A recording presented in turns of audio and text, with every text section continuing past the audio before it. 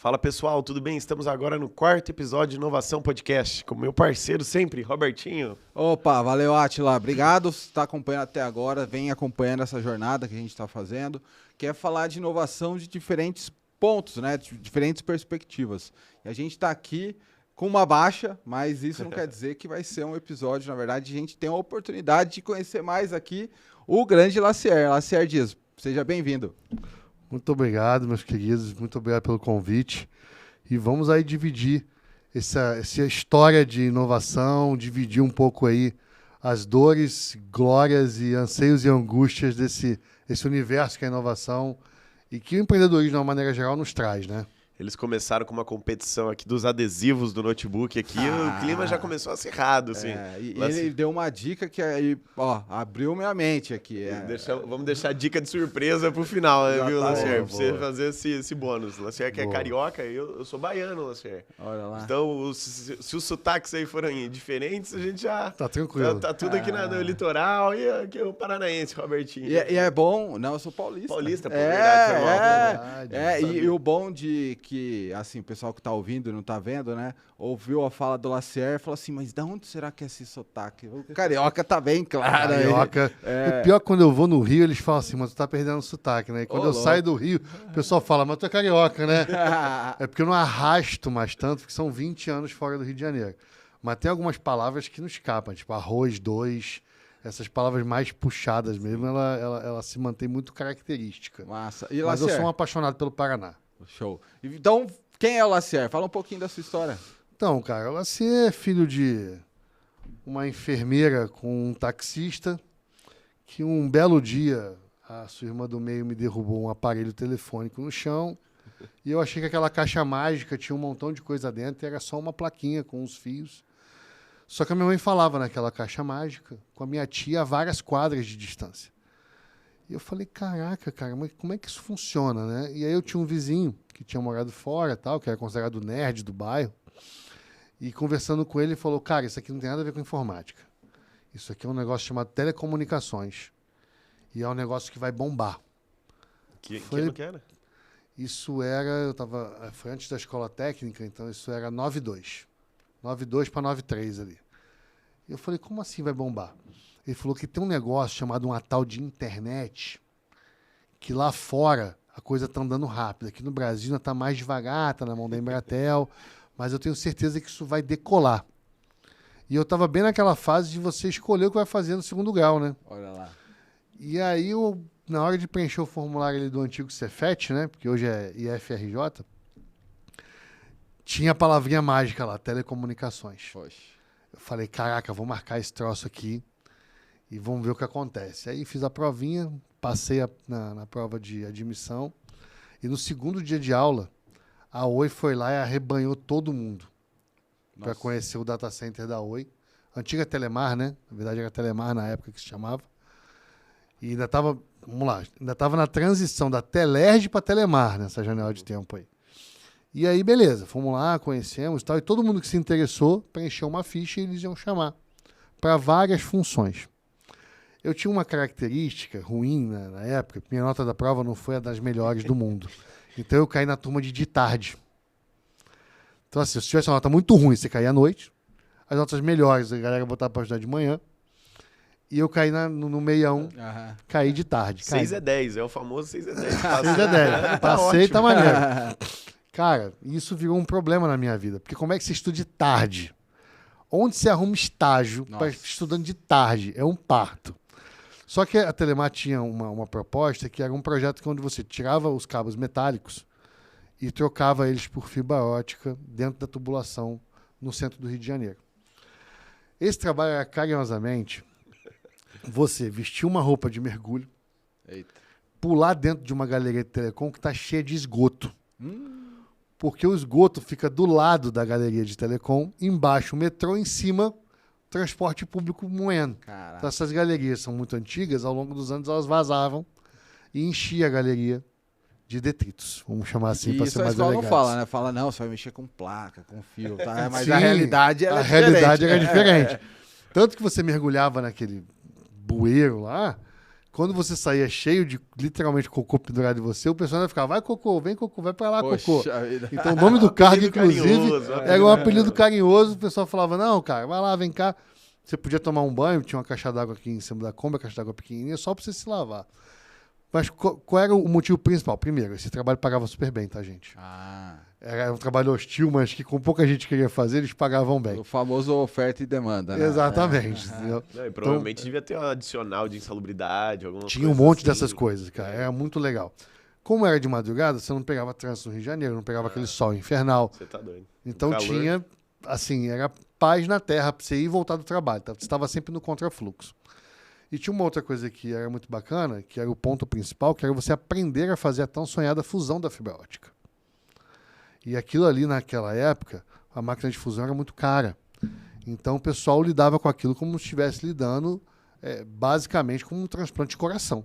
E só abrir um disclaimer aqui. Na prática, fusão de fibra ótica, o que é? Então, porque quando você tem hoje as famosas fibra ótica, até nas casas as pessoas já chegam, né? Muitas casas já têm essa oportunidade de ter fibra ótica na sua residência. Aquele caninho de vidro que é a fibra ótica, ele precisa ser emendado, né? E essa emenda, ela não tem um jeito mecânico de fazer. Ela tem uma máquina especial que faz essa fusão para esse tipo específico, né? Que vai ficar submersa lá naquela água tão singela, entendeu? Então ela precisa ser fusionada, né? Então a emenda é feita com um equipamento. Se ela vai ficar no tempo, tal, até existe hoje umas fibras mecânicas mais modernas. Mas o ideal mesmo é essa fusão, essa emenda de uma fibra na outra. Legal. Beleza, então feita a emenda da fibra, a gente ligava para uma outra pessoa, que era o pessoal do comissionamento. Aquilo me dava uma agonia desesperadora, que era uma voz mágica no telefone que dizia se meu trabalho estava bem feito ou não. Vixe. Porque Se chegasse o sinal, tava bom. Tava Se não bom. chegasse... estava ruim. Aí tinha que quebrar a fibra e fazer de novo a emenda. E naquela época devia ser bem cara. Não, e é caro, você tinha um tubete de proteção caraca, tudo era caro, Aham. entendeu? Então, se assim, descontava do salário, era... olha, graças a Deus, não. melhor, Mas se melhor. descontasse ia dar um trabalho, porque no começo você erra Eu falo, muito. não, inclusive eu tenho uma dívida lá no Rio, por isso que eu saí. Por isso que eu vim me esconder no Rio. Então, assim, era bacana que eles não descontavam, porque era uma época todo mundo aprendendo, né? A gente brinca que era tudo mato e tava todo mundo aprendendo.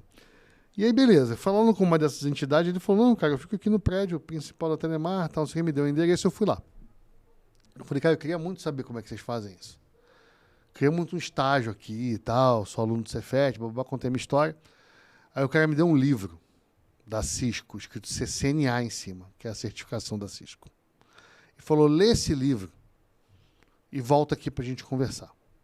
Cara, meu inglês hoje, ele é ruim. Na época, ele era nulo. O livro estava todo em inglês. Poxa. E aí, beleza. Mas aí eu me debrucei em cima daquilo com um dicionário, ajuda de professores, ajuda de Nada de alguns Google amigos Tradutor e na tal. época, Não né? tinha Google Tradutor. Google Tradutor, bondade sua. Quisera Deus se tivesse. E aí me desdobrei em cima daquilo. No Rio de Janeiro tem um negócio chamado Sucatão da Informática. Vulgo Paraíso do Nerd, que gosta de montagem e manutenção. E ele tinha um roteador lá, meio sucateado, mas tinha o iOS da Cisco funcionando. E ele deixava eu mexer. Falou, cara, ninguém mexe nesse troço aí, mexe aí, só não estraga. Falei, tá bom.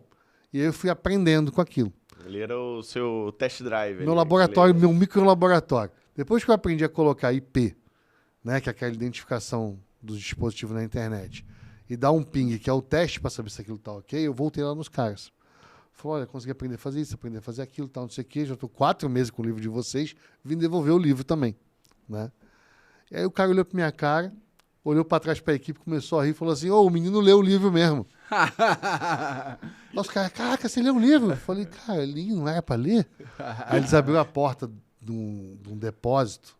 Gente, sem sacanagem. Devia ter uns 3 mil livros ali. Nossa. Sabe por quê? Todo equipamento vinha um livro. Ah, olha lá, e você levando ele... E eu carregando um livro assim, que parecia que estava carregando uma joia.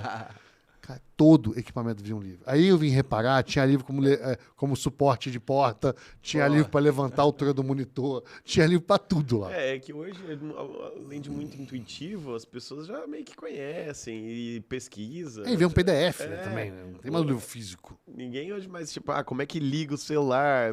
Sabe, vem o vídeo no YouTube e os caras mandam o manual junto com o iPhone. Né? Naquela janela de tempo, tudo vinha. Mas os caras falaram, a gente não lê esse livro. Esse livro é para quem vai fazer prova. Caraca. Para operar o equipamento, os caras mandam umas apostilas pra gente, já dizendo o que a gente precisa fazer, resumido. Aí eu falei, entendi. Esse aqui é uma apostila? Eu falei, quero. Aí me deram uma apostila, né, dessa. Cara, a apostila devia ter tipo 30 páginas. Nossa. O livro era tipo uma bíblia. Aí eu devorei aquela apostila, já vi em português, tinha o equipamento para testar, voltei lá, os caras me aplicaram uma provinha e eu consegui o estágio. Nunca mais saí Poxa, de sensacional. telecomunicações nessa época. Na minha formação, a minha monografia foi comunicação satelital. Aí eu entrei num projeto chamado Caixa Aqui, que é o projeto que instalava Vale Gás e Bolsa Família nas regiões mais inóspitas. Eu rodei o Brasil inteiro. Depois eu fiz o projeto CIVAN, que é o Sistema de Vigilância da Amazônia, que também colocava antena de comunicação satelital em prefeituras em toda a região amazônica. Então eu tive a oportunidade de pegar malária. Tive a oportunidade de... foi tenso. Mas você tem que pegar lá e curar lá. Entendi. Não inventa de sair de lá, não. Porque Fora de lá, o povo não sabe cuidar de você. e lá o pessoal adquiriu Já esse tá know-how. acostumado. Lá o pessoal tem essa habilidade e eles acham que malária lá é meio resfriado, sabe? E assim, deve ser bem ruim. Olha, os sintomas. eu nunca tomei surra, assim, de time de futebol, mas deve ser mais ou menos a mesma sensação de que você tá sozinho no time inimigo, entendeu? Nossa, Então, assim, cara, tudo dói, até o cabelo dói. meu Deus. Então é bem ruim. Mas enfim, passou, eu fiquei sem nenhuma sequela, entendeu? E eu fiz metade da Amazônia. E um amigo meu chamado Peterson fez a outra metade. Aí eu liguei pro meu chefe, né, tal, louco pra voltar pro Rio de Janeiro, 10 meses viajando. E ele me fez esse meu chefe chamado César Cadime, é um anjo da guarda que teve na minha vida naquela janela de tempo. Mas ele era um cara meio fechadão, assim, sabe? Então ele não fazia muitos elogios. E ele fez uma ligação comigo com o Peterson e falou assim, cara, só tem 3 pessoas que conseguem fazer o trabalho que vocês fizeram aí. Eu e vocês dois, quem acha que vai continuar aí? Eu tô aqui com uma agenda pra amanhã no Rio mesmo. Aí eu falei pro Peterson, falei, cara, ferrou, a gente vai ter que terminar o serviço. Aí eu fiz metade, o Peterson fez a metade, o Peterson auditou a minha metade e eu auditei a metade dele. E aí pronto, a gente foi a todas as cidades da Amazônia Legal que tem prefeitura. Nossa. Todas, Rondônia, Acre, Roraima. E pra quem Amazonas, nunca foi, tal. eu cheguei perto lá. É um continente a Amazônia. Não, é um continente. E assim, eu tive a oportunidade de viajar de Rico Linhas Aéreas. Né? Por que eu sempre falo dessa companhia aérea? Porque ela faliu porque todos os aviões caíram. Nossa. E a gente voava Menos muito. o seu. Amém. Amém. Então, assim. Tranquilo, hein? Então, mas eles carregavam tudo, né? Você chegava lá na Rico e falava, olha, eu preciso de 2 passagens para 2 pessoas, mas eu preciso carregar 30 sacos de cimento, 80 tijolos, não sei o que. Eles falavam, não, beleza, custa tanto, vamos embora. Então você embarcava com as cargas mais malucas do mundo. Nossa, isso explica um pouco a fama da... Então assim, né? Eles eram muito, muito proativos em resolver problema, mas muito complexo para aviação, eu acho. E aí acabou caindo todos os aviões. E por isso a empresa fechou. Mas eu tive a oportunidade de voar com eles várias vezes, inclusive. E que ano é isso mesmo? Aí a gente já está falando ali de 2001. 2001. A gente está falando de 2001. E aí, beleza. Quando acabou o CIVAN, né, teve uma manobra política na época, e extinguiram o CIPAM, né, porque o CIVAN é um órgão que existe até hoje. Né, se você for funcionário do INCRA, do IBAMA, da FUNAI, você consegue trabalhar nesse órgão. Mas eu era do CIPAM, que era o Sistema de Proteção da Amazônia. Ele era uma PPP que foi extinta por conta de uma canetada da época. E aí, beleza, ficou todo mundo solto, né? Nessa época eu já era coordenador da unidade do Mato Grosso. E estava lá no Mato Grosso. E, cara, fiquei perdido, né? Falei, pronto, vou fazer o quê? Estado agrícola. Você tromba de uma árvore e cai 15 agrônomos, mas ninguém manjava de telecom. Só que Papai do Céu sempre foi meu brother. E aí fez o quê? Inventou um negócio magnífico chamado nota fiscal eletrônica. Olha lá. Cara, o Estado implantou nota fiscal eletrônica no ano que eu passei mais aperto na minha vida. E o que aconteceu?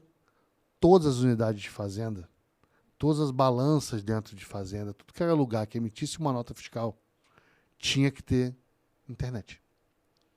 E aí, Cara, e aí... Chegou alguém explodiu. com a Tinha- solução pra instalar a internet em todos os lugares. E aí, do dia pra noite, cara, todo mundo tinha que ter internet. Como as fazendas eram muito inóspitas na e é isso que eu época... ia comentar. Você saiu lá do Rio de Janeiro, foi primeiro para essas áreas mais devastadas não, mais distantes, né? Remotas, Mais prolongadas, isso, remotas.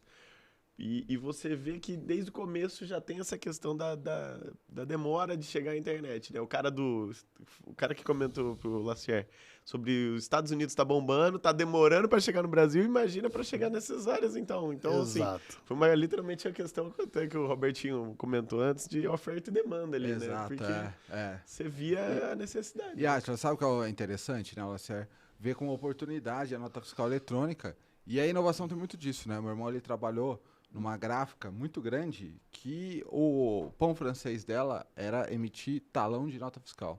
E eles não se prepararam para essa evolução e eles faliram, né? Nossa. E queira ou não, né? A evolução, a tecnologia, ela vem muito disso, né? E ao mesmo tempo que a empresa ali, ela não se atentou, achou que era um mercado consolidado, para você foi um divisor de águas, né? Não, mudou minha vida. E mudou fala um minha pouquinho vida. mais. E aí depois Não, disso... e aí eu fui instalar... A Secretaria de Fazenda tinha um projeto com a Hughes Networks de comunicação satelital nos postos fiscais, né? Então, primeiro eles tinham que começar a levar para poder auditar o pessoal, para poder se comunicar para a Secretaria de Fazenda. Eu trabalhei numa empresa chamada Complex na época, que me levou a esse projeto via satélite. E, pô, cara, foi muito maravilhoso, porque eu estava muito confortável, eu estava muito acostumado com comunicação satelital e todo mundo só falava em comunicação satelital. Aí eu virei uma micro-referência ali nisso, porque eu já tinha instalado muitas antenas na minha vida, dei treinamento e tal. Sempre fui professor. Minha carreira de professor, enfim, para não delongar muito, eu dei aula num ônibus para idosos, Aonde? no Rio de Janeiro. Eu fui fazer o primeiro curso de informática básica com 11 anos. E aí, aquele esquema de mouse de bolinha. Aham. Aí você chegava para e aí você dividia computador com alguém. Então, um dia de aula você usava o mouse e no dia de aula você usava o teclado e invertia com a pessoa. Só que quando eu sentava com alguém de mais idade, ele falava, mexe o mouse. Ele levantava o mouse e posicionava na outra ponta. Nossa. Eu falava, não, o senhor pode arrastar o mouse. Meu filho, mas não vai estragar a bolinha? Não, a bolinha tá aí para ser arrastada mesmo, só pode arrastar a bolinha. E aí, como a minha mãe sempre foi da área de saúde e ela sempre foi ligada a idosos, então sempre teve muitos idosos em casa. Então eu tenho uma paciência, vamos dizer assim, um pouco maior com os idosos, até porque requer mesmo. Claro. E aí meu professor falou assim, cara, você tem muita habilidade para lidar com eles. Você não quer dar aula? Eu falei, cara, eu nunca pensei em dar aula. Ele falou, tem uma turma aqui que é só de idosos. Eu falei, sério? Ele falou, sério, são 30 idosos, 15 computadores. E você vai ensinar para eles a fazer uma continha de e-mail, a abrir um site, a usar o Paint, a usar o Word, essas coisas que você já sabe. E você vê que até hoje ainda tem necessidade desses cursos para Exatamente, terceira idade e tal. E aí eu falei, cara, vamos fazer uma turma teste aí. Ele falou, não, vem de noite. E assim, eu sempre fui uma pessoa gordinha, né? Cara, turma de idosos tem bolachinha, bolinho, docinho. Bolinho de chuva, Cara, as bolinho de chuva. vovozinhas traz bolinho de chuva. Se elas verem que você é gordinho, então, cara, toda a aula é uma refeição. Meu. Homem, você tá com uma carinha tão pálida, tão magra. Vou trazer um negocinho pra você comer na próxima aula. Pronto, vi um bolo de cenoura gigante. Cara, pão, nossa, era maravilhoso. E aí me pegaram pelo estômago, né? E aí eu fiquei dando aula nesse ônibus, foi assim que eu comecei a dar aula. Nunca mais parei. Poxa, Depois que que eu- projeto que eu fantástico dei esse, aula. né? É, cara, muito legal. Muito legal. E o pior é que era de um jornal chamado O Povo, que o pessoal brincava, se você torcesse o jornal, pingava sangue. Nossa. Caramba. Cara, era um jornal que só falava de graça. Mas era ele que financiava esse ônibus. Ele ficava 6 meses numa praça, dando aula de informática ali pro pessoal. Aí mudava 6 meses para uma outra praça e ficava andando pelo Rio de Janeiro. Eram 3 ônibus que faziam isso. Um deles eu dava aula. Sensacional. Então, assim, era bem, bem legal. E é importante explicar que teve uma evolução aí do mouse, né? Antes ele tinha uma bolinha embaixo, que ele, agora é um através do laserzinho, atrito né? ali, ele botava. Tem gente que vai ver o mousepad, o touch, mas como assim, bolinha, né? É. Não, ele vai levantar o mouse e falar assim, cadê a minha bolinha? Já vou abrir um chamado pra atender aqui. Exatamente. Roubaram minha bolinha. É que hoje, graças a Deus, não tem mais esse mouse de bolinha, né? Que dá bastante defeito. E- Tem que limpar a bolinha. E hoje, assim, a gente conhece aqui em Londrina Mas você teve uma história, Rio de Janeiro, teve Amazônia. Então, na época do Caixa Aqui, eu rodei todas as cidades acima de 150 mil habitantes, inclusive Londrina. Olha lá. Eu tive aqui para instalar Todas? Todas. Todas. Nossa. 3 anos viajando de carro. Caramba. Nossa, estradinha boa. Andou bem, Comecei como instalador, aí virei supervisor, depois virei gerente. E aí eu era o cara que fazia o comissionamento das estações e dava aula para as equipes. Então, assim, rodei muito. Muito. É bom, conhece o Brasil todo, pô. Exatamente. Você era casado nessa época? Conheço. Não. Ah, tá. Não, isso porque ia É ser uma pergunta estranho, né? pertinente, é uma pergunta Como que é? pertinente. Como que ele Fica conseguia? pra senhora Moreira uma análise. Uma análise. Não, é porque viajar o Brasil inteiro, eu falo de ter tempo, dar atenção pra família, Claro, né? Porque, Não, pra você ter uma ideia, meu guarda-roupa eram 2 malas de roupa, né? imagino. Então, assim, conforme a roupa ia se desgastando, eu ia doando, deixando em alguma prefeitura, porque tinha muitas prefeituras que a gente atendia. E, cara, ia trocando de roupa. Meu chefe ia mandando uniforme para as unidades que eu ia mais à frente, porque a gente tinha que trabalhar de uniforme. Graças a Deus que economizava roupa. Né? O uniforme eu adoro uniforme por causa disso. Democratização Cara, ali, né? Você não tá feio nem tá bonito, você tá de uniforme. E aí deve ponto. ter virado sommelier de café da manhã de hotel, né? Vai falar, isso aqui é... Exatamente. Tanto o pessoal fala assim, nossa, cara, mas você gosta tanto de viajar? Eu falei, nunca disse que eu gosto de viajar. Sempre me botaram para viajar, é diferente. E eu só vou. Entendeu? Eu fui porque eu tinha conta para pagar. Tem umas motivações que recebo todo mês, né? Conta de água, de luz, os boletins. Umas cartas, né? Umas Você acha que é de amor, motivacionais. mas... Né? Você tem que pagar essas cartas. Então, assim, não tinha plano B. Então, assim, eu comecei a dar aula muito novo, sempre fui muito apaixonado por dar aula. Depois desse episódio, eu acabei tomando gosto por dar aula. E aí, sempre que eu tive oportunidade nas empresas, eu sempre montei treinamento daquilo que a gente estava fazendo. E aí, meu chefe olhava e falava, não, o cara leva jeito, então vai ter equipamento novo. Mando lá você fazer o treinamento, fazia o treinamento, transformava o treinamento numa aplicação prática e treinava a equipe interna, né? E aí fui por muito tempo fazendo isso. Quando o Mato Grosso não foi diferente. Aí conheci um amigo que o irmão dele era o diretor de uma empresa chamada Vanguarda do Brasil S.A. Esse cara foi um divisor de águas assim, grande na minha vida pelo seguinte. A Vanguarda é o segundo maior exportador de soja do mundo.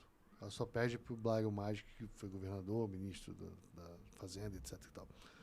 E aí o que acontece? Só que eram, naquela janela de tempo, 16 fazendas totalmente espalhadas. E assim, pessoal, para quem está acompanhando a gente aí, uma fazenda no Mato Grosso tem 150 km de frente 150 e 250 km de lado. Nossa, é muito grande. Então, assim, é um quadrado muito maior do que muita cidade. É uma viagem, né? Londrina, Maringá... Isso aí. É uma Você fazenda. imagina uma reta Londrina-Maringá, é a frente de uma fazenda. Caraca. Entendeu? Então, assim, a gente não fala que é o celeiro do mundo colhendo 20 hectares, não. A gente é o celeiro do mundo colhendo centenas e centenas e centenas de hectares de soja, algodão, milho, etc. e tal. Então, as fazendas eram assim, numa escala muito absurda.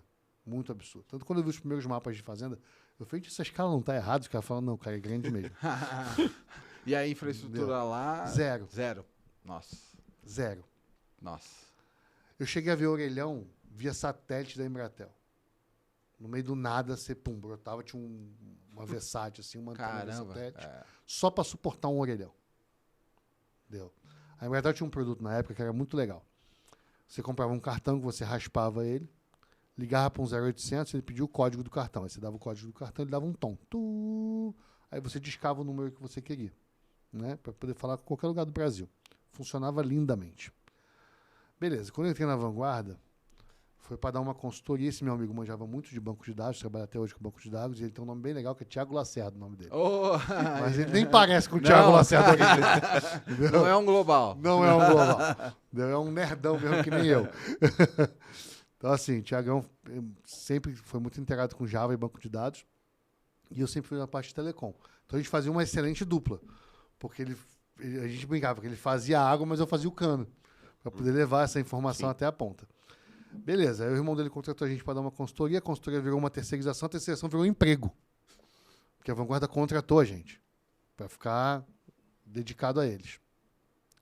E qual era a meta? Interligar todas as fazendas. Nossa. Então foi meu primeiro grande projeto de interconexão, foi com a Vanguarda. A gente chegou a montar orelhão na Vanguarda. Como? Você pega um telefoninho Intelbras, põe numa cúpula de orelhão, trava na configuração para ele só ligar para aqueles 0800 e para ramal interno, para a pessoa não fazer ligação, né, deliberadamente. Fazia um manualzinho, colava no orelhão e vendia nas unidades da Vanguarda esse cartãozinho da Embratel. Para os caminhoneiros, para as pessoas que precisassem. Cara, a gente levou um nível de evolução para os rincões do Mato Grosso, porque assim, os caras ficavam 5, 8, 10 dias sem falar com a família, Nossa. sem falar com a empresa, porque não tinha como falar, porque não tinha comunicação.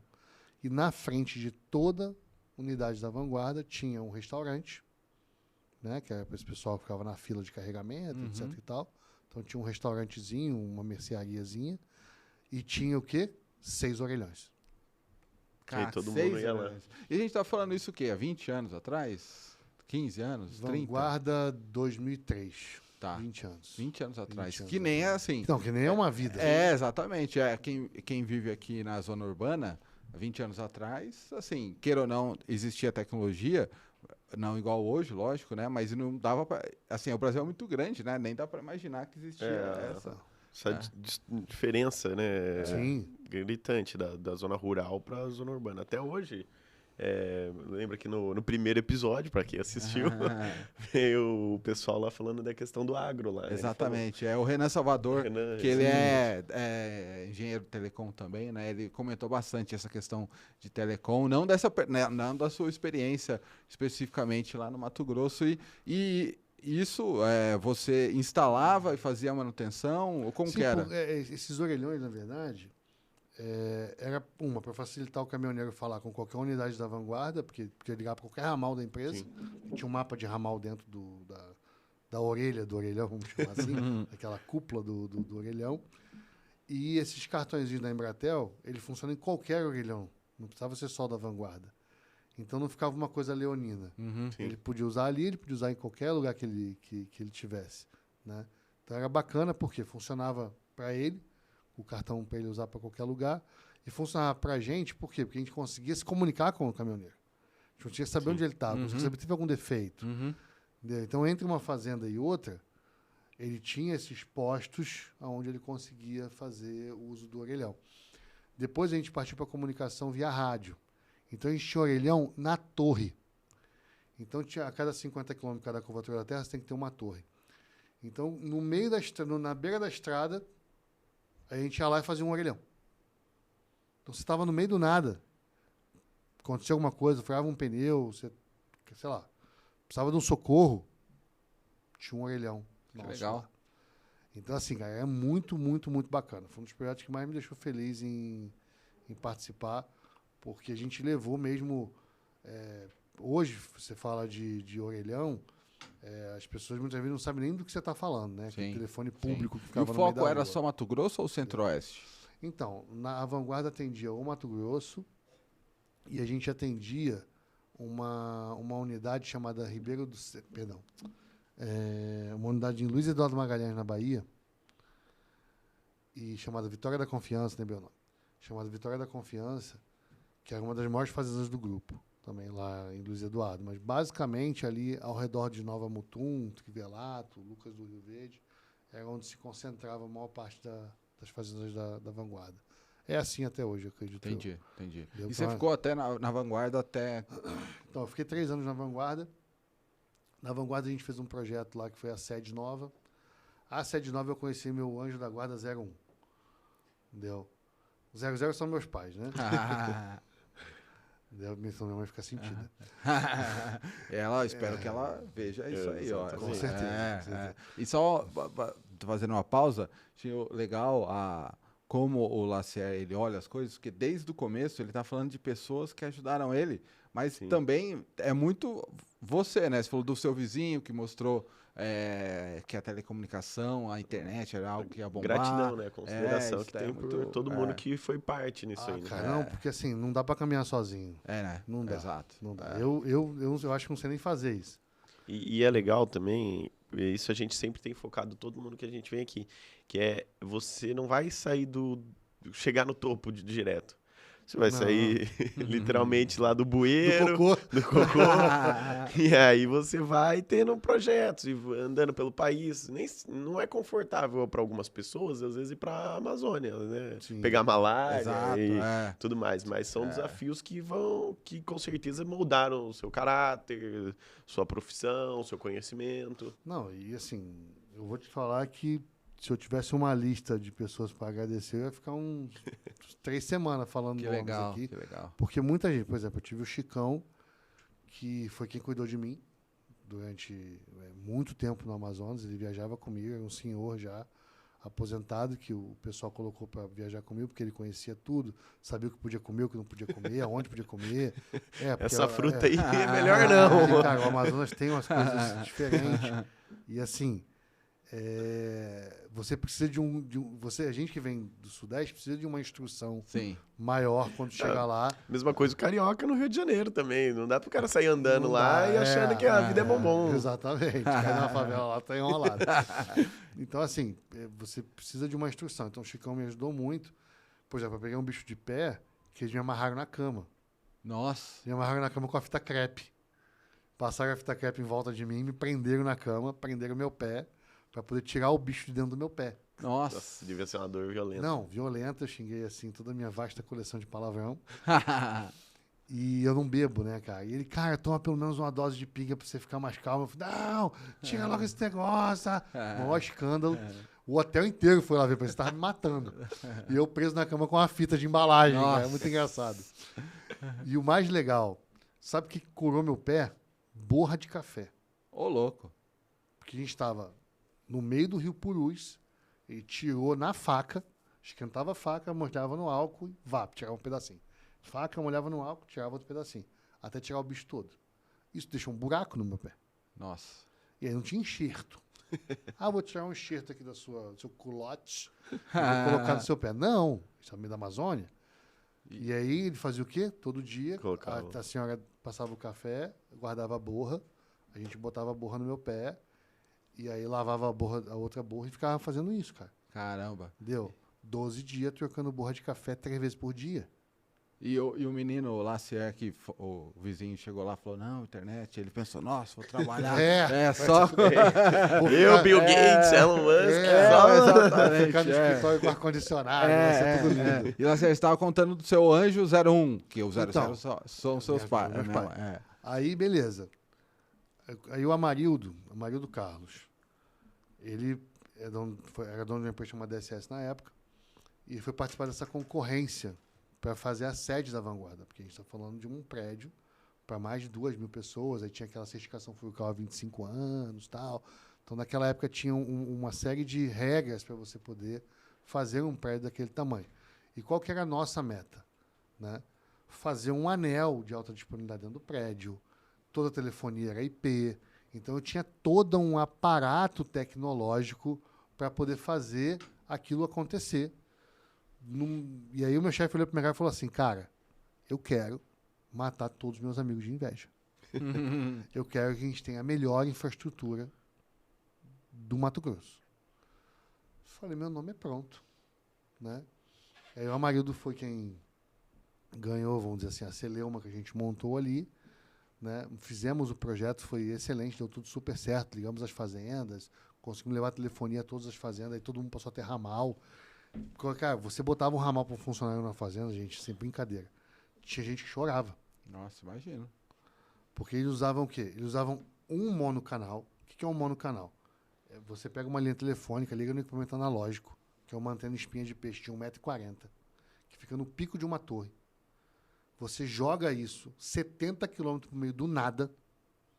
Aí no meio do nada tem uma outra antena que recebe esse sinal e tem aquilo no aparelho telefônico. As mais modernas passavam fax, as mais antigas não passavam fax. E aí o que acontece? Você tem um telefone para uma fazenda de 1.500, de 800, de 700 funcionários. Uma linha telefônica. Nossa. Para tudo. Não, isso para eles, assim, para quem não tinha nada, né? Isso é levar não só comodidade, né? Ter acesso a coisas igual você falou. Você tá na Amazônia lá, não tinha como. Agora você traz isso para as pessoas, né? E aí, por conta do VoIP, né? A gente, que é um VoIP interno, não aquele VoIP da época lá que ficou marginalizado, mas era um VoIP interno. O que a gente conseguiu fazer? A gente conseguia levar 16 canais para cada unidade. Quando a unidade era maior, a gente botava 2 rádios e levavam 32 canais, 32 linhas telefônicas para a fazenda. Ligava isso numa central telefônica e aí eu tinha 1.000 ramais, 2.000 ramais. E também acho que assim, quando as coisas se banalizam, ficam muito práticas, às vezes não dão tanto valor. Não dão tanto valor. Mas, pô, você bater papo com sua avó lá no Rio de Janeiro, lá não sei onde, era muito mais gratificante, mais nostálgico. Você ficava mais tempo sem falar, então você tinha mais história pra contar e tal. Hoje em dia as pessoas sabem instantaneamente onde você tá, o que você tá fazendo. Então você fica também assim, vou contar o que de novidade, né? Verdade. Mas quando você fica 6 meses sem ver alguém, você fala, nossa, teve aquele dia e tal. Então isso... Não, você ligava para a pessoa, você ligava para casa da pessoa, agendava 1 hora para falar com ela. Olha, avisa o Roberto que 3 horas eu vou ligar para ele. Aí o Roberto ficava sentadinho lá do lado do telefone, esperando 3 horas para poder falar com a pessoa. Era Hoje, romântico, né? Você queria ouvir a voz da pessoa, você falava assim, Hoje "Ah, você que liga a saudades." pessoa, não te atende, você tem um ataque epilético. Exatamente, Não tá querendo falar comigo por quê? Essa mensagem aqui demorou 3 minutos pro cara me responder. Não, O que eu fiz pra ele? E aliás é o seguinte, às vezes o cara já nem quer ligar. Fala, ligar não, esse negócio de ficar ligando, vamos mandar uma mensagem mesmo, tá Aí ótimo. eu tenho um amigo que ele fala assim, em tempos de WhatsApp, uma ligação, eu te amo. É Cara, verdade. Depois que ele me falou isso, todo aniversário das pessoas eu ligo. Olha lá, Eu não mando uma mensagem de aniversário. olha lá. Porque assim, cara, ele feriu na minha alma, assim, sabe? Essa frase ele escreveu no meu coração. Eu falei, cara, eu não vou mandar uma mensagem de aniversário, não. Eu tento ligar, ligo. Se a pessoa não consegue me atender, aí eu mando a mensagem. Falo, olha, eu te liguei. Entendeu? E aí eu mando mensagem de voz, não mando texto, não. Quando eu tô dirigindo, enfim, assim, mais sossegado, lógico, com o Bluetooth, né, no celular, no trânsito, Sim. eu às vezes ligo pra uma pessoa ou outra e tal, e daí as pessoas falam, poxa, mas por que você tá me ligando? Tipo assim, a pessoa fica meio surpresa, estranho, né? Aí você fala assim, não, pô, aproveitei que tinha um tempo. A pessoa fala, que legal e tal, e fica até meio assim, sem saber como reagir. Isso é bacana. Não, e detalhe, quanto mais idade tem essa pessoa, mais feliz ela fica. Isso é fato.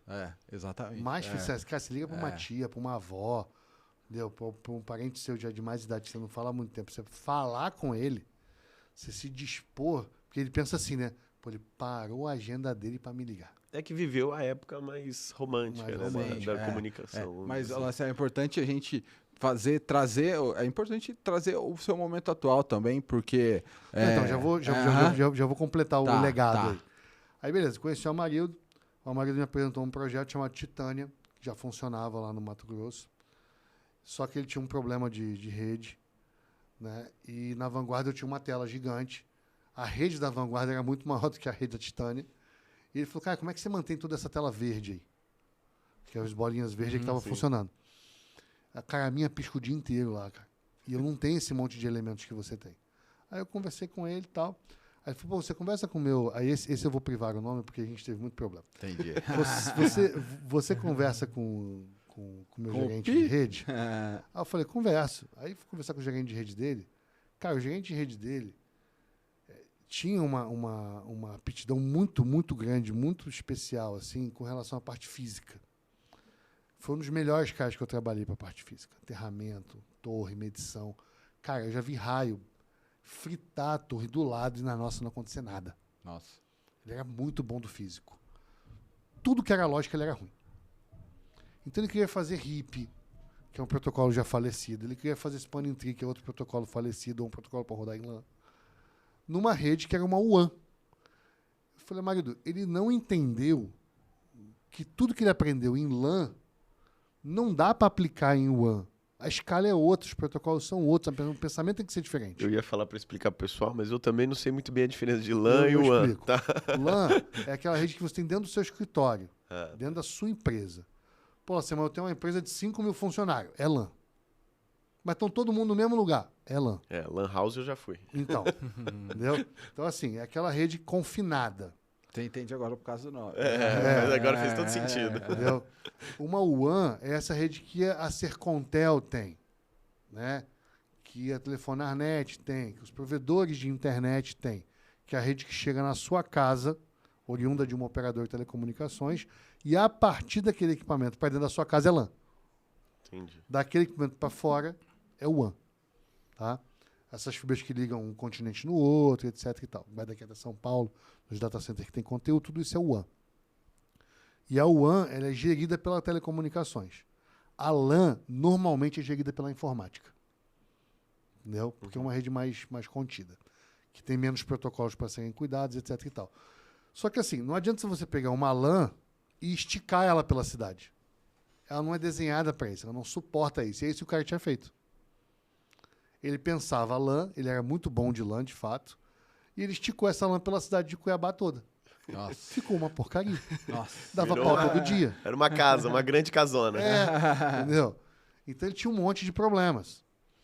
Beleza, aí conversando com o marido, o marido falou assim, cara, vamos fazer o seguinte. A empresa fatura 40 mil e gasta 50 para ficar em pé. Então são 10 mil de prejuízo todo mês. Nossa. Eu vou bancar isso. E vou bancar teu salário de vanguarda há 1 ano. E aí, se der certo, 25% da empresa é seu. Opa. Se der errado, eu assumo todo o prejuízo. Eu falei, caraca, mano. Ousado, hein? Indecente, né? Exatamente. Indecente a proposta. Sim. Aí topei. Né? Vou sair de Nova Mutum, que era interior do Mato Grosso, voltei para Cuiabá. E começamos a fazer o trabalho. E, cara, saímos de 8 clientes na época, que eram 8 empresas, né, para ser vendido numa operação até relativamente recente, com 50 mil assinantes. Nossa. Caraca. Sucesso. Então, assim, mudou a história da minha vida em todos os âmbitos, assim, financeiro, pessoal, técnico, porque o marido era um cara que fazia a gente estudar muito, Deus sempre incentivou muito a estudar. Eu era um ermitão na garrafa, cara. Eu era o cara que ficava sentado numa sala escura, configurando equipamento, e se o cara acendesse a luz, é como pudesse um soco pelo olho. E aí eu fiz vários treinamentos, tal, para poder sair dessa garrafa e tornar esse professor assim que está aqui na frente de vocês. Então, assim, foi graças ao meu marido que foi um pai, né, em todos os sentidos. Né? Na hora de puxar a orelha, puxava a orelha, na hora de aconselhar, aconselhava, então na hora de orientar, orientava, porque ele já tem um pouco mais de bagagem, ele não é mais velho, ele não vai fazer mais velho. Ele tem um pouco mais de bagagem, entendeu? Então ele tem um pouco mais de bagagem. Então, assim, hoje, pra você ter uma ideia, ele tentou se aposentar, não deixaram. Poxa. O cara comprou a operação dele, ele falou, agora eu vou ficar tranquilo, né? Tal, financeiramente eu tô... Financeiramente eu estava tranquilo, já tinha um tempão. Mas agora eu estou muito mais tranquilo do que eu estava antes, tal. Vou parar. Não, os caras arrastaram ele para lá. Poxa. Então, ele é formidável, assim. Eu sou suspeito para falar. Você mantém contato com ele ainda? Nossa Senhora. Ele veio aqui na Solintel. Ah, que legal. Ele veio aqui. Ele veio aqui dar um... Vou chamar de consultoria, porque ele não cobrou. Entendi. Entendeu? Até porque se tivesse cobrado, eu tava Fui ferrado. dar uns pitacos. Dá uma luz. Bons pitacos. Foi bater um papo com a galera. Ali. Foi dar uma luz. Ele veio aqui bater um papo. É uma pessoa, assim, maravilhosa, maravilhosa. Com uma visão de mercado, com um nível de conhecimento muito profundo sobre a área comercial. Não só a área comercial telecomunicações, mas a área comercial de uma maneira mais ampla, assim. Tanto quando os caras compraram hoje, os caras tomaram susto. Falou, cara, mas você tem 3 anos de planejamento para frente? Ele falou, tenho. Eu ia entregar com 5, mas é porque não deu tempo. Então, assim, cara, ele é muito, muito arrojado, ele é muito fora da casa. Legal. Então, coisas que eu vejo empresas fazendo hoje, o Amário estava discutindo em 2009. Poxa. Eu falo, brother, da onde se tirou essa bendita dessa ideia? Falou, cara, eu li em tal lugar, eu vi em tal lugar. Então, ele é muito antenado, assim. Então, ele foi um anjo da guarda, é meu anjo da guarda até hoje. Quando eu tenho alguma dúvida, algum conselho, eu vou lá choramingar no colo dele. Entendeu? Porque ele é muito bom, assim. Ele tem umas ideias, uma visão de vida, de mundo muito bacana. E você comentou da Solintel. E é importante você fazer Então, essa aí, conexão. beleza. Aí, só que eu vendi a Titânia antes, né? Tá. Eu não vendi agora. Eu vendi, a gente tinha, acho que 12 mil acessos na época. Eu estava com um problema com esse sócio, que ele estava em Manaus, aí voltou. A gente começou a entrar em rota de colisão. E aí, para não prejudicar a empresa, eu estava com um pé já mais ali para o LACNIC. O LACNIC é o órgão que controla a internet na América Latina e Caribe. Então, do México para baixo, existe um órgão que ajuda a internet a funcionar, chamado LACNIC. O Brasil tem o seu pessoal, que é o NIC-BR, o Comitê de Estudo da Internet, que se reporta, esse LACNIC, que se reporta a um órgão supremo chamado ICANN. Né? Então, é assim que a engenharia da internet, em termos de gestão e governança... É curioso, né? Que a gente não funciona. imagina. Mas o mundo é dividido em 5 partes, né? O LACNIC, a IANA, a Africanic, RIP-NCC e a PENIC, que é ali Oceania e Ásia. Em cima disso tem um órgão supremo chamado ICANN, que tem um board que é composto por pessoas dessas 5 regiões. Só que cada região pode se organizar a ponto de ter uma certa autonomia. A nossa é uma dessas. Na verdade, a nossa região só tem 2, que é o México, que tem o NIC MX, e o nosso, que tem o NIC BR. E o nosso NIC BR é um dos NICs mais icônicos do mundo. O nosso NIC fundou o LACNIC. Ele é mais velho do que o RIR, que é o controlador da região. A gente ajudou a fundar eles. Para você ter uma ideia, o Brasil é um dos raros países no mundo que não tem o documento de delegação do ponto .br formalizado pela ICANN. Ele tem um e-mail do John Postel, que foi quem criou o DNS no mundo, falando para o Demi Gentz, que graças a Deus está vivo até hoje, que é o pai da nossa internet no Brasil, junto com o Glaser, dizendo o seguinte: olha, eu tive uma ideia aqui, de em vez de a gente mandar e-mail por um IP, vamos mandar um e-mail por nome. Tu é Brasil, né? Eu vou escrever BR aqui, testa lá e vê o que acontece. Poxa, olha como... Cara, os caras têm esse e-mail do Postel. O Postel, infelizmente, não está mais vivo. Mas o nosso ponto .br foi delegado pelo cara que criou o protocolo. Olha lá. Tem a gente, mas uns 4, 5 países no mundo só que tem esse privilégio. Hoje, obviamente, a gente tem um documento formal. Mas a gente tem o e-mail do Postel lá, da delegação. Manda o certificado, o cara mandou um e-mail. O e-mail do Postel. Então, assim... Aí eu comecei a me envolver com essa questão da infraestrutura da internet e tal. E aí recebi um convite para fazer um projeto na África do Sul. Fui para a África do Sul ajudar a montar provedor de internet lá. Fiz um trabalho relativamente bacana lá, dando aula, ajudando a montar provedor de internet. E aí o meu coordenador lá acabou saindo de lá e indo para a ICANN. Ele falou: cara, eu não preciso de um brasileiro na África, eu preciso de um brasileiro lá na sua região. Volta. Eu falei: tá bom. Né? Volto. Tinha deixado já o pessoal treinado na África, precisavam de mim mais. Voltei para o Brasil. Quando eu vim para o Brasil, eu fui palestrar num evento. Nesse mesmo evento estava o meu sócio Açaías. Olha lá. Que na época não era meu sócio. Né? Tava o Açaías lá. Futuro sócio. Futuro sócio. E aí a gente foi apresentado por um amigo em comum. Né? Esse amigo falou: cara, puta, você é muito técnico, nerdão e tal. Eu tenho um cara aqui, um cara super gestão e tal. Vocês vão gostar de se conhecer. E aí a gente começou a bater papo. Eu tinha uma escola na época chamada VLSM e uma empresa pequenininha de consultoria chamada RR64 em São Paulo. E aí o Açaí já tinha uma operação já muito mais estruturada aqui no Paraná. Estava fazendo 10 anos já a Solintel.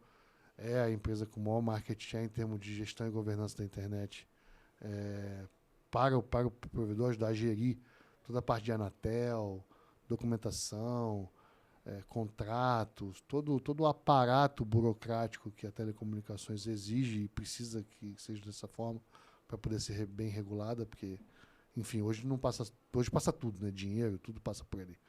Entendeu? E a Solintel sempre foi uma empresa pioneira nisso. O Açaí sempre foi muito pioneiro nisso, muito bom em fazer essa mágica. Ele é um engenheiro, que a gente brinca que ele é um engenheiro barra advogado, porque ele tem um profundo conhecimento jurídico sobre o tema e tem um conhecimento técnico também para discutir. Ele nunca teve a oportunidade de pôr a mão na massa, mas ele lê muito e tal, ele é muito inteligente, ele tem conhecimento também bastante vasto sobre os sistemas técnicos, ninguém enrola ele. Ele se desenrola muito bem. Não, ele é ninja. Então, assim, e aí a gente ficou super amigo. Ele me chamou para palestrar no evento dele, que é o Encontro de Gestores. Teve até, a 10ª edição foi até aqui em Londrina, esse ano. E ele falou: cara... Obrigado. E ele falou: cara, vem palestrar no meu evento pra gente bater um papo. Aí, começamos a conversar, vimos que a gente tinha uma super sinergia. E aí ele falou, cara, vem conhecer a Solintel. Aí eu vim conhecer a Solintel e ele falou, cara, tô precisando de um sócio, tal, a gente tem uma super super sinergia aqui. E você faz tudo que eu odeio e eu faço tudo que você odeia. Quem cara, não conhece o Açaías, é que ele é bem a frase que o Açaías fala dele. Não, assim, é muito legal isso, porque ele não gosta da parte técnica, declaradamente, então sempre alguém fez a parte técnica para ele. Ele sabe o que ele precisa saber para gerir alguém que vai fazer o negócio, mas ele não vai pôr a mão naquele negócio para fazer funcionar de jeito nenhum, entendeu? Ele é muito mais gestão, governança, tal, o viés dele é outra pegada. E eu nunca gostei muito desse negócio de gestão, governança, administração, não sei o que, administrativo, orçamento financeiro, é isso, é aquilo. Nunca fui minha pegada, sempre fui o cara de pôr a mão na massa, né?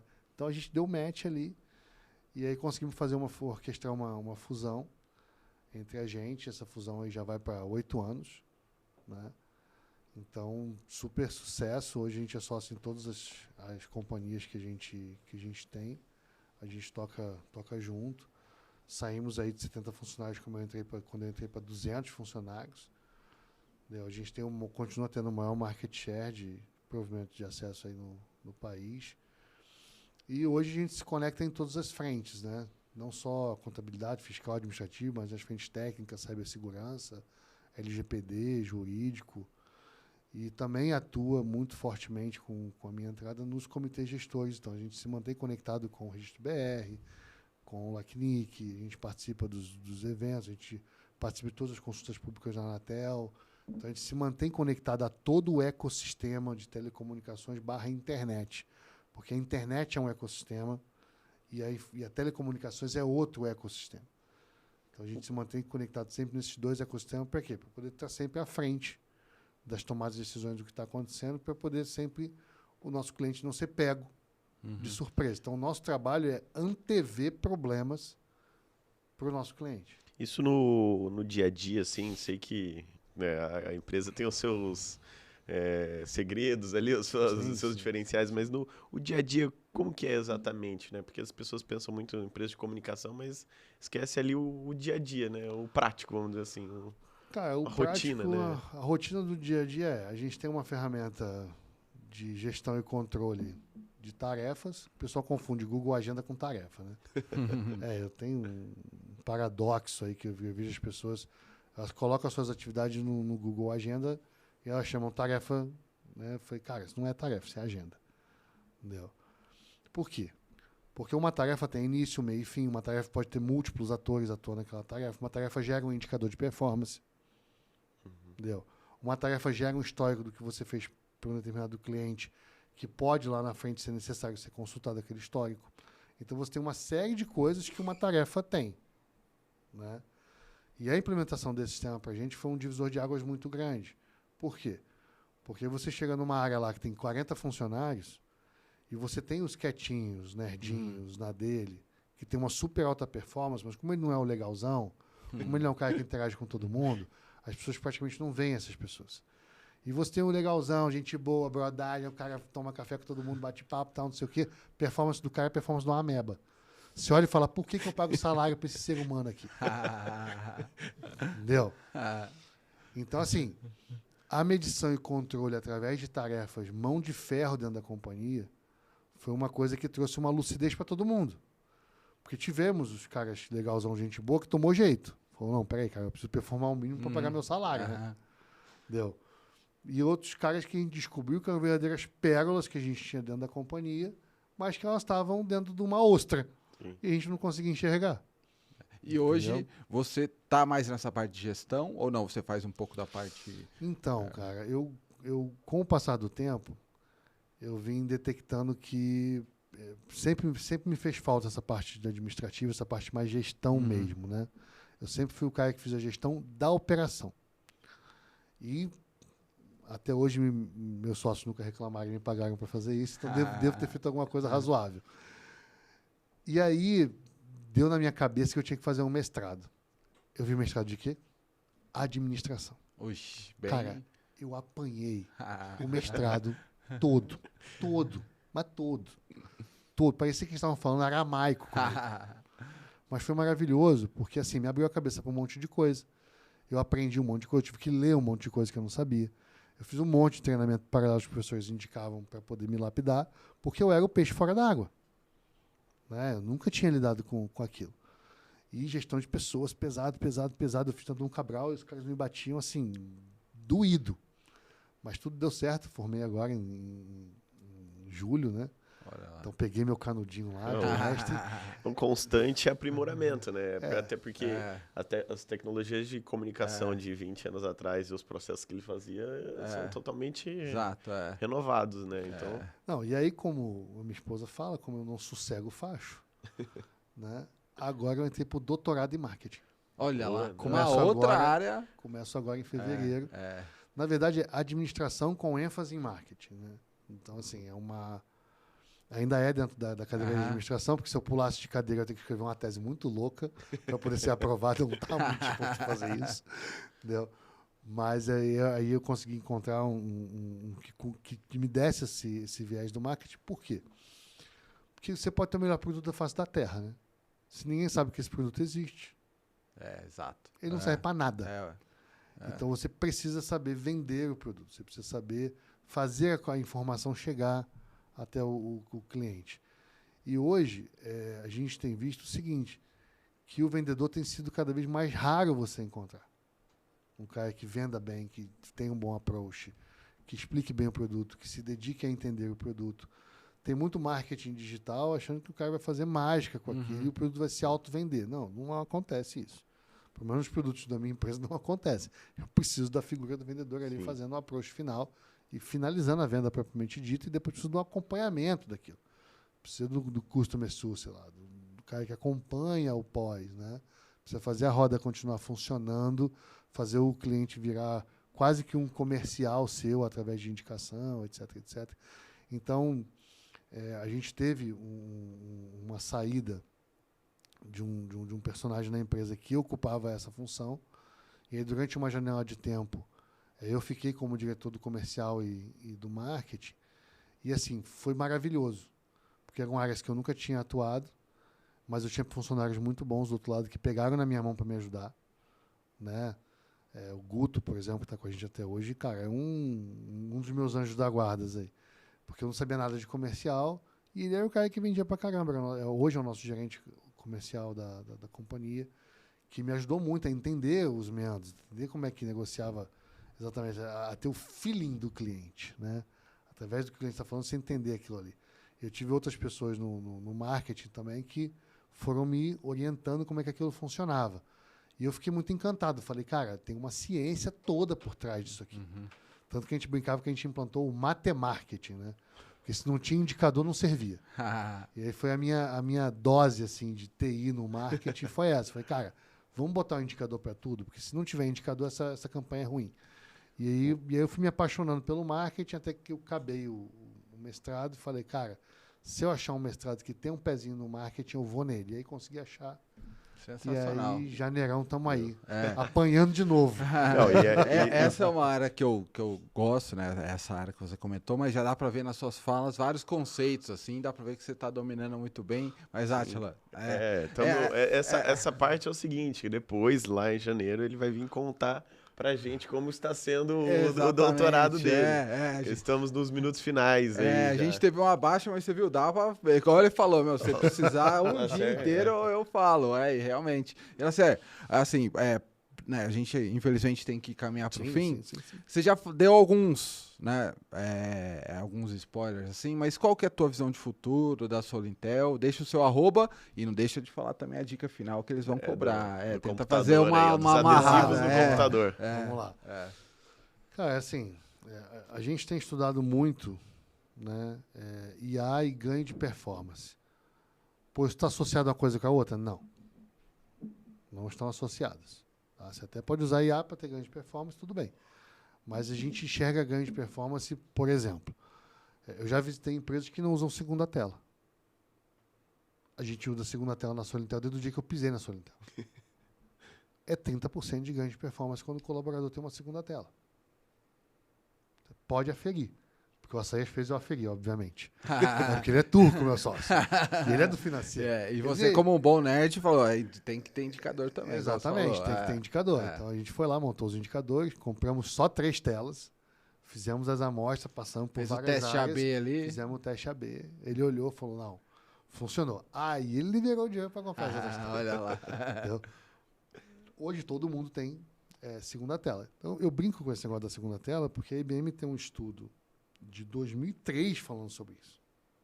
Sobre ganho de performance com segunda tela. Então lá em 2003 os caras já estavam estudando isso. Entendeu? O que de repente a gente está falando agora, a pessoa fala assim, caraca, eu nunca pensei nisso.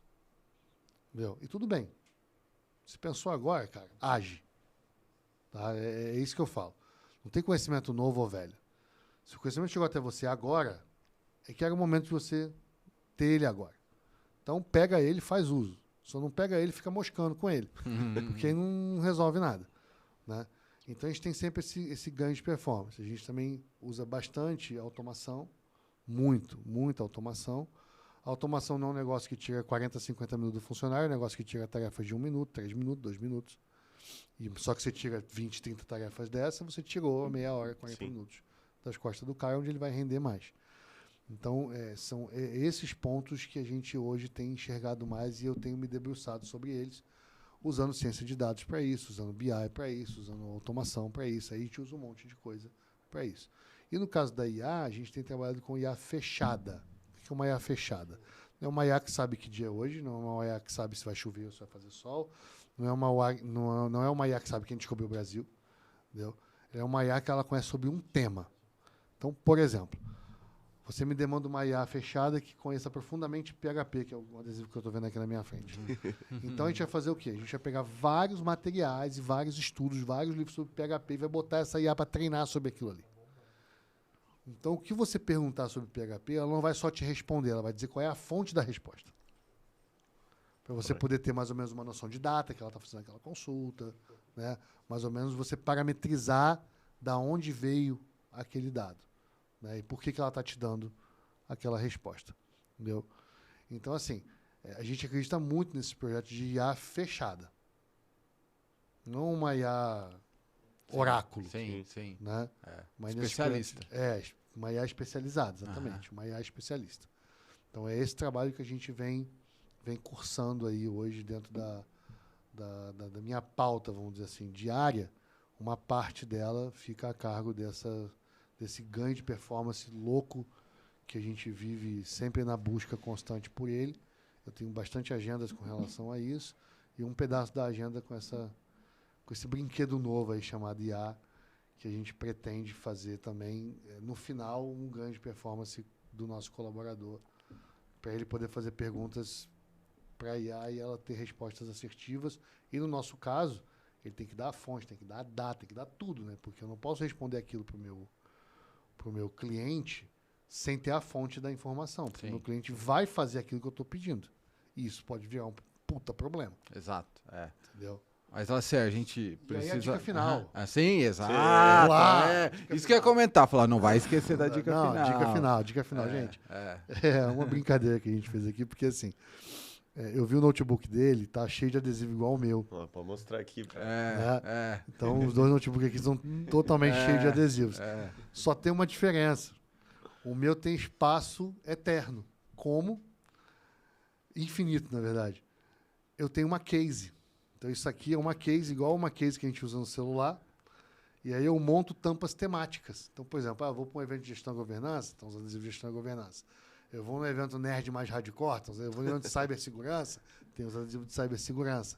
Então, eu tenho várias tampas. Eu falei, cara, você colou, ficou super maneiro, mas a sua tampa é finita.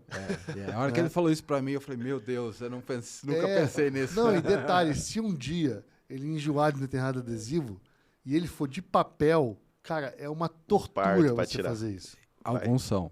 Então, e é uma tortura você conseguir tirar. E aí, queria agradecer aqui a minha esposa Andréia, que deu essa ideia. Eu troquei de notebook. Aí a tampa não encaixava mais. E eu já tinha 6 tampas feitas. Eu falei, cara, eu vou morrer. Eu não vou conseguir meus adesivos de volta. O que ela fez? Cara, pinça e secador de cabelo.